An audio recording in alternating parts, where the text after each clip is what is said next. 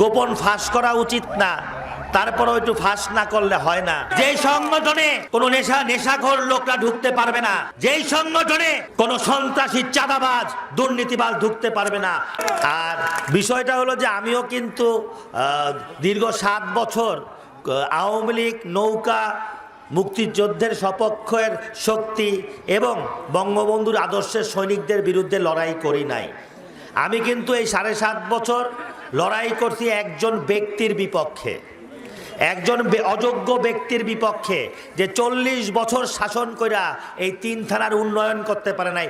সেই ব্যক্তির বিপক্ষে আমার যুদ্ধ ছিল, আমার আন্দোলন ছিল। আওয়ামী লীগের বিপক্ষে আমার আন্দোলন ছিল না, বরঞ্চ আমি আওয়ামী লীগের মুক্তিযোদ্ধার সন্তান, আমার শরীরে আওয়ামী লীগের রক্ত। তার প্রমাণ আজকে বঙ্গবন্ধুর কন্যা জননেত্রী শেখ হাসিনা বাংলাদেশ আওয়ামী লীগের যুবলীগের প্রেসিডিয়াম মেম্বার করে সেটা প্রমাণিত করে দিয়েছেন যে